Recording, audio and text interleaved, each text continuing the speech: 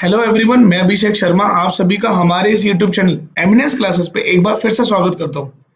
दोस्तों, आज हम अपने एक नए टॉपिक की शुरुआत करने जा रहे हैं, हीट एक्सचेंजर। और इस टॉपिक में सबसे पहले हम जानेंगे कि किस तरीके से हीट एक्सचेंजर में फ्लो कितने टाइप का होता है। जैसा कि आपने यहाँ सामने देख सकते हैं कि parallel flow and counter flow, और उस दोनों फ्लो में टेम्परेचर की प्रोफाइल और एलएमटीडी का कैसा रोल होता है उसको समझेंगे इस वीडियो में। तो दोस्तों, अगर अभी तक आपने कन्वेक्शन और कंडक्शन की वीडियोस नहीं देखी है, साथ ही साथ गेट के प्रीवियस ईयर के क्वेश्चन की वीडियोस भी, तो उन सभी वीडियोस की लिंक डिस्क्रिप्शन बॉक्स में आपको जाके मिल जाएंगी, और साथ ही साथ आई बटन में भी आपको उन वीडियोस की लिंक मिल जाएगी। तो वहां से जाके आप अपने गेट की प्रिपरेशन अच्छे से कर सकते हैं। और दोस्तों, साथ ही साथ इस चैनल को सब्सक्राइब करना ना भूलिए, क्योंकि आप अगर एक सब्सक्राइब बटन दबाते हैं तो उससे हमें बहुत सारा मोटिवेशन मिलता है, जिससे हम अपनी और ज्यादा से ज्यादा मेहनत करके आपके लिए वीडियोस बनाते हैं। तो चलिए दोस्तों, हम अपने इस वीडियो को शुरू करते हैं।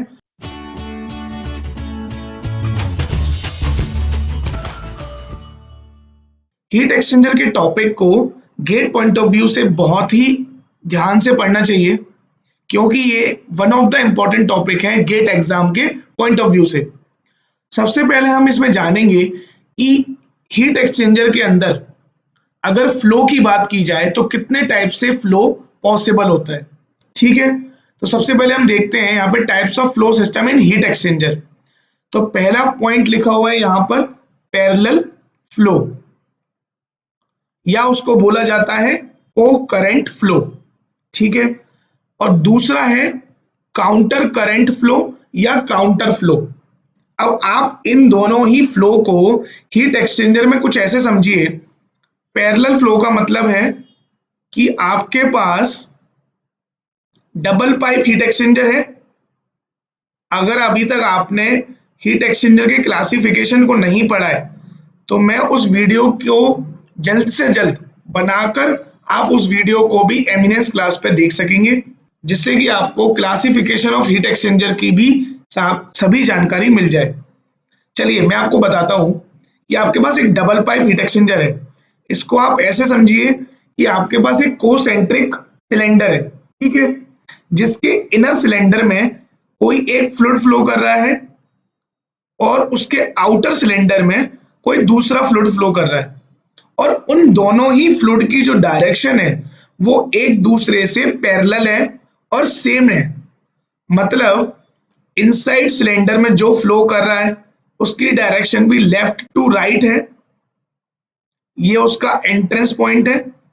मान लीजिए इसमें ये कोल्ड फ्लूइड जा रहा है और यहां से कोल्ड फ्लूइड आउट हो रहा है। सिमिलरली हॉट फ्लूइड भी दूसरे सिलेंडर से सेम डायरेक्शन में और सेम एंड पॉइंट से इन होकर आउट हो रहा है। ठीक है, तब उस केस में बोला जाता है कि ये जो फ्लो सिस्टम है वो एक parallel flow heat exchanger system है। ठीक है, यहां पे आपने समझा कि कोल्ड फ्लूइड और हॉट फ्लूइड की जो डायरेक्शन होती है इन हीट एक्सचेंजर वो सेम होती है, तो उसको बोला जाता है पैरेलल या को करंट, सेम डायरेक्शन। अब इसके ही दूसरे तरीके से होता है काउंटर करंट। तो काउंटर मींस होता है ऑपोजिट।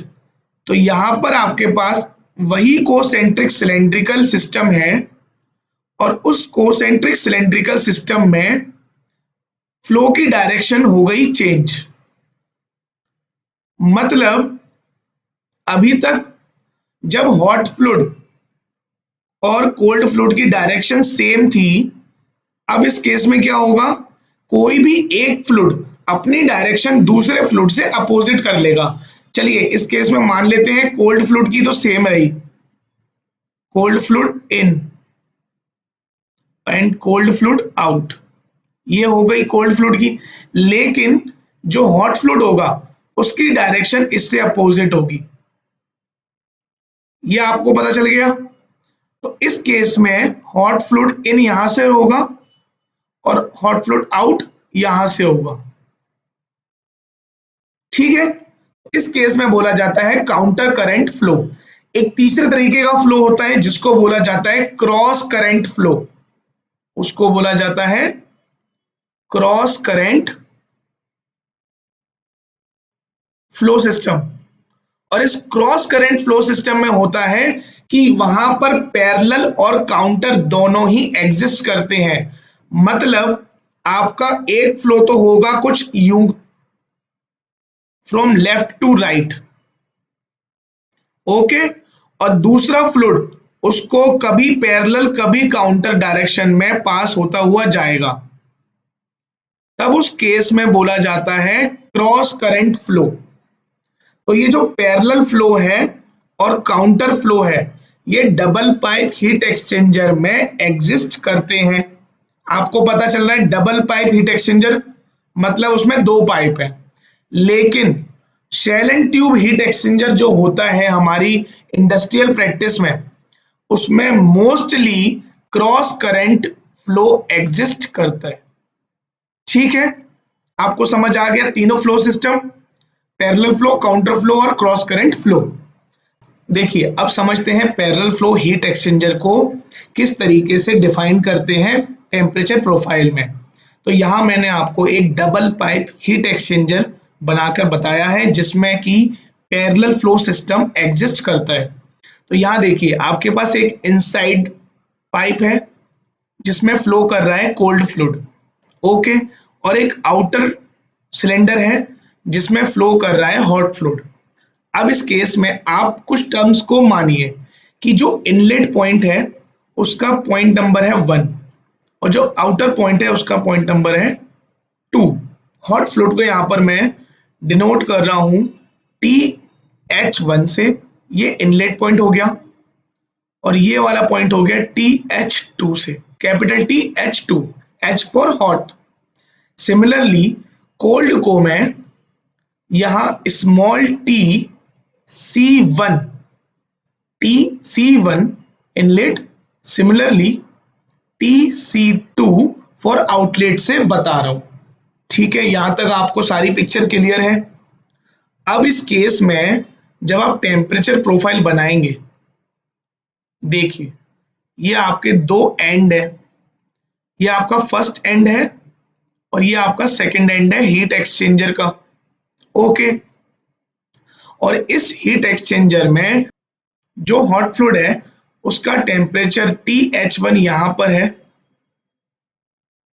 अब वो किस तरीके से वेरी करेगा, वो कुछ वेरी करेगा इस तरीके से, ठीक है।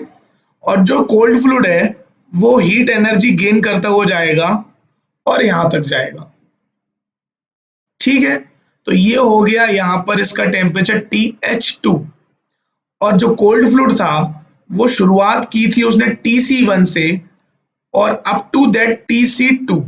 अब आपके मन में सवाल आएगा ये TC2 मैंने TH2 के डाउन साइड में क्यों बनाया, ये आपके मन में सवाल आएगा ही। तो आप देखिए पैरेलल फ्लो में ये टर्म एंड कंडीशन होती है कि TC2, small TC2 can not be greater than capital TH2।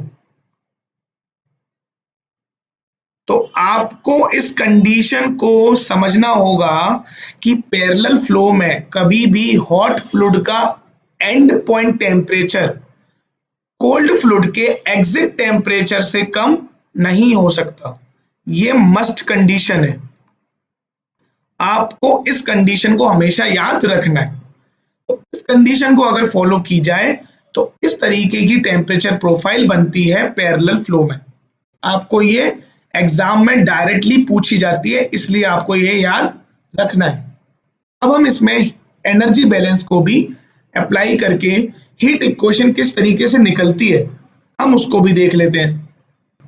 मान लीजिए आपके पास DQ सिस्टम है हीट का और m.h जो कि है mass flow rate of hot fluid, m.h, CH specific heat of hot fluid, और इसका टेम्परेचर कहां से कहां तक हो रहा है TH1 टू TH2। और ये जो हीट एनर्जी आएगी ये इक्वल होगी m dot c mass flow rate of cold fluid, c cold fluid specific heat, और टेम्परेचर कैसे होगा Tc2 माइनस Tc1। ये आपको पता होगा कि ये जो मैंने फॉर्मूला लगाया है mCp डेल्टा T, ये किसे बोलते हैं एनर्जी चेंज, मतलब energy change with respect to time कितनी हो रही है उसके लिए फॉर्मूला होता है mCp डेल्टा T। बस उसी को लगाया है यहाँ पर। तो ये हॉट फ्लूइड के लिए लगाया है और ये कोल्ड फ्लूइड के लिए लगाया है। तो यहां पर होता है कि energy lost by hot fluid is equal to energy gain by cold fluid. इस कॉन्सेप्ट को आप यूज करके एनर्जी इक्वेशन की हेल्प से कोई भी टेम्परेचर अगर आपको अननोन है तो उसको आप कैलकुलेट कर सकते हैं। पैरेलल फ्लो समझने के बाद आपको counter current flow heat exchanger समझने में देरी नहीं लगेगी। सिमिलरली यहाँ पर भी हमने एक डबल पाइप हीट एक्सचेंजर को बनाकर बताया है जिसमें कि हॉट एंड कोल्ड फ्लूइड की डायरेक्शन एक दूसरे से ऑपोजिट है। यहाँ पर कोल्ड फ्लूइड को डिनोट उसी तरीके से किया है जिस तरीके से पैरेलल फ्लो में किया था। तो कोल्ड फ्लूइड इन को मैंने स्मॉल tc1 एंड आउट को स्मॉल tc2 से किया है, ठीक है। और हॉट फ्लूइड इन को कैपिटल TH1 से किया है और आउट किया है कैपिटल TH2 से। मैंने ऑब्जर्व किया है कि बहुत सारे स्टूडेंट्स हीट एक्सचेंजर के टॉपिक को बहुत लाइटली ले लेते हैं, माना कि वो आसान टॉपिक है as compare to other topic conduction and convection, but जहां पर भी सरल टॉपिक होते हैं हमको वो बहुत ही कॉन्शियस तरीके से पढ़ना चाहिए क्योंकि ज्यादातर मिस्टेक लाइटली पार्ट में ही होती है। आप इसको बहुत लाइटली लेंगे और अपनी कैलकुलेशन को बहुत सिली मिस्टेक की तरफ ले जाएंगे, वहीं पर आपके जो भी मार्क्स है वो नेगेटिव हो जाएंगे। तो आप इस बात को हमेशा याद रखिएगा कि जब भी आप अपने क्वेश्चन में किसी भी वेरिएबल को डिफाइन करें तो उसकी क्या डेफिनेशन है, क्या मतलब है उसका, ये आप हमेशा जानें तभी उसको करें, ठीक है। तो चलिए अब हम काउंटर करंट फ्लो में टेम्परेचर प्रोफाइल को देखते हैं। मैंने आपको को करंट में बताया था ये इसके हीट एक्सचेंजर के दो एंड है, ये फर्स्ट एंड है, ये सेकंड एंड है। आप 1 2 से कंफ्यूज मत होइएगा, ये सिर्फ एक दो एंड है, मैं आपको नंबर से बता रहा हूं। अगर आप नंबर से कंफ्यूज हो तो आप नंबर में हटा देता हूं, ठीक है। चलिए अब यहां पर क्या होगा, जो हॉट फ्लूइड होगा वो स्टार्ट करेगा यहां से TH1, उसकी हीट एनर्जी कुछ यहां से होगी और वो अपनी हीट एनर्जी लॉस्ट करता हुआ जाएगा कुछ इस तरीके से और ये यहां पर TH2 तक पहुंच जाएगा। अब जो कोल्ड फ्लूइड है उसकी एंट्रेंस हो रही है जहां हॉट फ्लूइड आउट कर रहा है, ठीक है। तो वहां से ये हीट एनर्जी गेन करना शुरू करेगा। सपोज करिए यहां पर ये स्मॉल tc1 है, ठीक है। यहां से ये हीट एनर्जी गेन करना शुरू करेगा और हीट एनर्जी गेन करते करते ये कुछ यहां तक पहुंचेगा और इस पॉइंट का टेम्परेचर हो जाएगा Tc2। अब जिस तरीके से मैंने आपको पैरेलल फ्लो में एक नेसेसरी और मस्ट कंडीशन बताई कि उस कंडीशन को तो हमेशा ही फुलफिल होना पड़ेगा, सिमिलरली काउंटर करंट फ्लो में भी वही एक टर्म कंडीशन है कि यहां पर क्या होता है कि small tc2 is always greater then और इज इक्वल टू TH2 से। तो इस कंडीशन को आप बिल्कुल मत भूलिएगा क्योंकि गेट का पेपर जितना ज्यादा फॉर्मूला बेस्ड है ना उतना ही ज्यादा कॉन्सेप्चुअल बेस्ड भी है। अगर आपको कोई भी एक टर्म कंडीशन के अकॉर्डिंग ABCD में 4 ऑप्शन दे दिए तो आपको ये पता होना चाहिए कि किस तरीके से किस क्वेश्चन में वो कॉन्सेप्ट छुपा हुआ है, तो आपको सही आंसर सिलेक्ट करने में ज्यादा टाइम नहीं लगेगा। लॉन्ग मीन टेम्परेचर डिफरेंस जिसे हम बोलते हैं LMTD, आप हीट एक्सचेंजर में इससे ज्यादा इंपॉर्टेंट टॉपिक मुझे नहीं लगता कोई और होगा। हर साल गेट के पेपर में 2 मार्क्स का क्वेश्चन तो इस टॉपिक से आना ही आना है।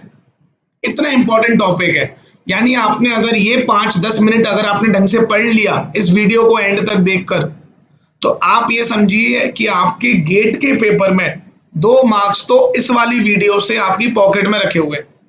ठीक है, तो वैसे तो लॉग मीन टेम्परेचर डिफरेंस की बहुत लंबी थ्योरी है, मैं आपको उससे बोर भी नहीं करूंगा, लेकिन हाँ उसको जानना जरूरी है। तो आप उसको बुक से पढ़ सकते हैं अपनी नॉलेज के लिए, लेकिन क्या जरूरी है मैं आपको इस वीडियो में वो बताता हूँ। देखिए, जब भी आप किसी भी सिस्टम में बात करते हैं तो एक जनरल वैल्यू को लेके चलते हैं, जिसे हम बात करते हैं एवरेज वैल्यू की। तो एवरेज वैल्यू क्या बोली जाती है कि एवरेज वैल्यू वो होती है जो पूरे सिस्टम को जनरलाइज वैल्यू में डिफाइन करे। लेकिन टेम्परेचर के केस में या ऐसे सिस्टम जो कॉम्प्लेक्स होते हैं, वहां आप एवरेज वैल्यू को नहीं ले सकते, क्योंकि वहां जो वेरिएशन होगा ना वो पॉइंट टू पॉइंट होगा। मतलब एक एक सेंटीमीटर, एक एक इंच बाद जो डिफरेंस आ रहा है वो बहुत ज्यादा है प्रीवियस से। तो उस केस में एवरेज वैल्यू फिट नहीं हो पाएगी उस सिस्टम में। तब वहां पर जो वैल्यू कैलकुलेट की जाती है उसमें लॉग मीन की वैल्यू की हेल्प लेकर उसको कैलकुलेट किया जाता है। तो ऐसा नहीं है कि लॉग मीन सिर्फ यहीं पर है टेम्परेचर डिफरेंस में, नहीं, आपको बहुत सारे अलग अलग सिलेबस में लॉग मीन को कैलकुलेट करना की जरूरत पड़ेगी। और वहां पर आप समझेंगे कि लॉग मीन टेम्परेचर डिफरेंस अकेला हीट ट्रांसफर में नहीं है, कहीं पर लॉग मीन कंसंट्रेशन डिफरेंस भी हो सकता है, कहीं पर लॉग मीन डिस्टेंस भी हो सकता है। तो आपको हमेशा ये याद रखना है कि जहां भी वेरिएशन पॉइंट टू पॉइंट आने लग जाए और एवरेज वैल्यू सेटिस्फाई नहीं कर पाए हर वैल्यू को, तब उस केस में हम लॉग मीन का हेल्प लेते हैं। तो देखिए, मैंने यहाँ पर आपको एक डबल पाइप हीट एक्सचेंजर से दोबारा बताया है पैरेलल फ्लो सिस्टम से। आप सपोज कीजिए हॉट फ्लूइड यहाँ पर था 80 डिग्री का, और इसके आउटलेट पर ये कुछ 55 डिग्री सेल्सियस का निकल गया। कोल्ड फ्लूइड एंटर हुआ था 20 डिग्री सेल्सियस से और 45 डिग्री सेल्सियस पर आउट हुआ। अगर आप इसको जब कैलकुलेट करेंगे अपनी कैलकुलेशंस में हीट एक्सचेंजर डिजाइन के तौर पे, तो आप सिर्फ एंड पॉइंट के टेम्परेचर को लेकर अगर डिजाइन करेंगे ना, तो आपकी कैलकुलेशन में मिस्टेक्स बहुत हो जाएंगे और आप ये डिसाइड नहीं कर पाएंगे कि इंटरमीडिएट पॉइंट पर हीट एक्सचेंजर का जो वेरिएशन था वो किस तरीके से होगा। ठीक है, तब उस केस में एलएमटीडी की जरूरत पड़ती है। तो एलएमटीडी का फॉर्मूला क्या होता है वो मैं आपको बताता हूं। जिस तरीके से हमने अभी पिछले सेक्शन में टेम्परेचर को डिफाइन किया था उसी तरीके से यहां पे भी कर लेते हैं। हॉट इन का टेम्परेचर अपन डिफाइन करते हैं TH1 से। तो यहाँ हॉट आउट को हमने किससे डिफाइन किया था, TH2 से। कोल्ड फ्लूइड को किससे किया था, TC1 से। और कोल्ड आउट को किया था TC2 से। Delta T L M T D को जो रिप्रेजेंट किया जाता है उसे लिखते हैं डेल्टा टी एल एम, और यहां पर लिखा जाता है delta T1 minus delta T2 divide ln, और यहां पर लिखा जाता है delta T1 divide delta T2।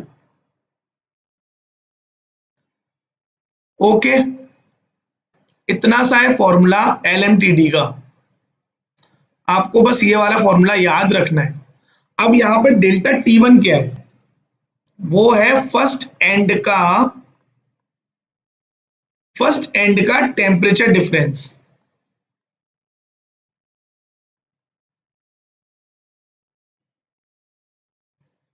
तो आपको ये वाली बात याद रहेगी, फर्स्ट एंड का टेम्परेचर डिफरेंस को रिप्रेजेंट किया जाता है डेल्टा T1 से। ठीक है, और डेल्टा T2 क्या होगा, सेकेंड एंड का टेम्परेचर डिफरेंस।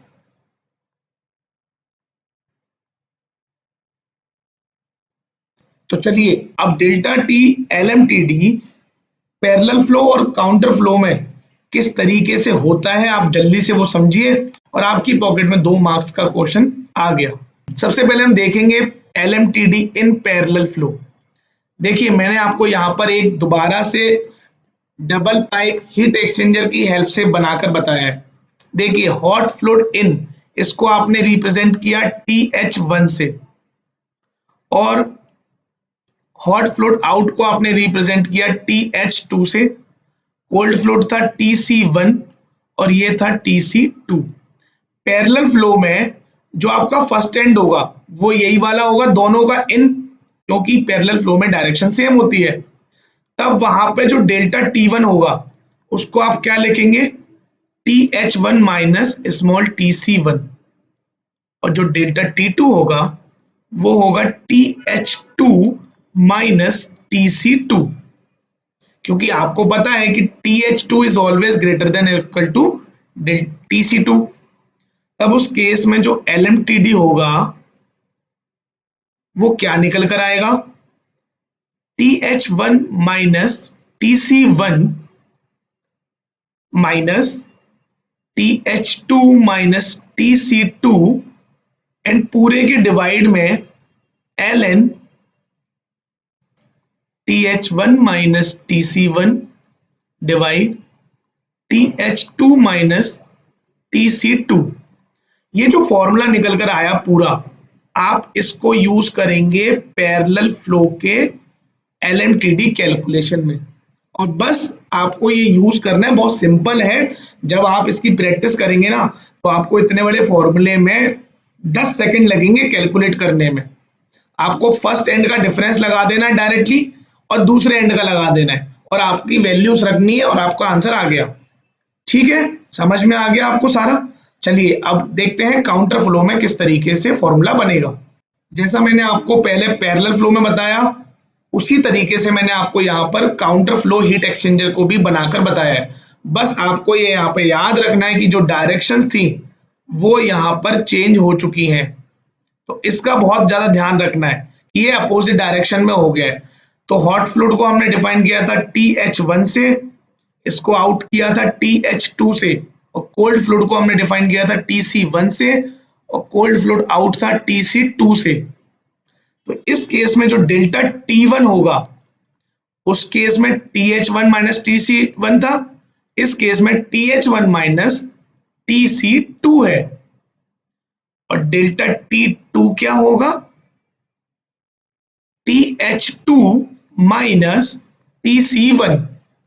यहां पर वैल्यूज चेंज हो गई, तो बस आपको ये बहुत अच्छे से याद रखना है। अगर आप कंफ्यूज हो गए तो सारा का सारा फॉर्मूला फेल हो जाएगा। बस आपको ये पुट करनी है TH1 माइनस TC2 और TH2 माइनस TC1। मैंने इसलिए आपको अलग अलग वेरिएबल से बनाकर बताया भी है जिससे आप कंफ्यूज ना हो।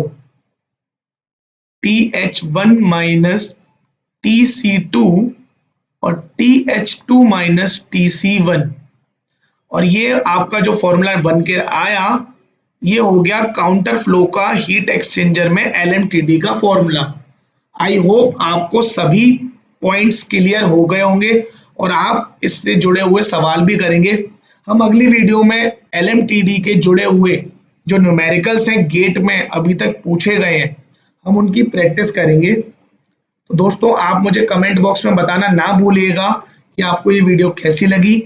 तो आप इस वीडियो को अपने दोस्तों के साथ, बैचमेट के साथ, जूनियर सीनियर्स के साथ शेयर कीजिए, ज्यादा से ज्यादा लोगों को बताइए। एमिनेंस क्लास पे आपको गेट के जुड़े हुए सभी लेक्चर सीरीज मिलेगी। आप इस चैनल को ज्यादा से ज्यादा सपोर्ट कीजिए, सब्सक्राइब करिए और साथ ही साथ बेल आइकन को भी हिट कर दीजिए।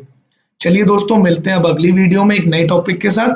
तब तक के लिए आप अपना गेट की प्रिपरेशन अच्छे से चालू रखिए। Thank you so much.